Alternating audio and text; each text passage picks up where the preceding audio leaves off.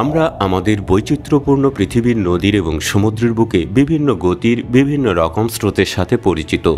এটা আমরা অনেকেই অনেকবার হয়তো দেখেছি, কিন্তু আপনি কি জানেন মহাবিশ্বের বুকেও তারাদের স্রোত হতে পারে এবং সেই স্রোতের রহস্য কতটা গভীর হতে পারে? তারাদের স্রোত মহাকাশের আকাশে বিচ্ছুরিত দীর্ঘ গোপনীয় সারি। এই স্রোতগুলি গঠিত হয় মহাবিশ্বের এক সর্বনাশা ঘটনা থেকে, একটি তারার বিস্ফোরণ বা সুপারনোভা থেকে, যা গ্যাস এবং ধূলিকণার মেঘকে তাদের বিস্তারিত শক্তির সাথে সারির আকারে টেনে নেয়।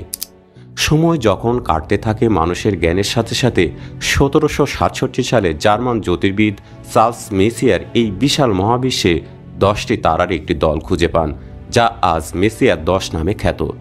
এরপর 1780 সালে ইংরেজ জ্যোতির্বিদ উইলিয়াম হার্শেল আরও 10টি তারার স্রোত আবিষ্কার করেন। এই দুই আবিষ্কার মানব ইতিহাসের মহাবিশ্বের গভীরতা এবং বিস্তৃতি সম্পর্কে নতুন পৃষ্ঠা খুলে দেয়। তারাদের স্রোতগুলি কি শুধু মহাকাশের শোভাবর্ধন? না, তারা মহাবিশ্বের বিবর্তনের গল্প বলে, একটি গল্প যা পুরাতন এবং বিরাট।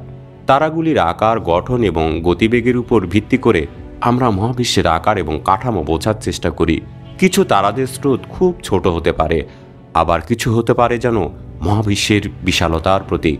অ্যান্টারেস লিরা তারাদের স্রোতটি আমাদের মিল্কি ওয়ে গ্যালাক্সির প্রকৃতির কাছাকাছি তারাদের একটি নৃত্য, প্রায় 100 আলোকবর্ষ দীর্ঘ, আমাদের গ্রহের সময়ের তুলনায় অতি প্রাচীন।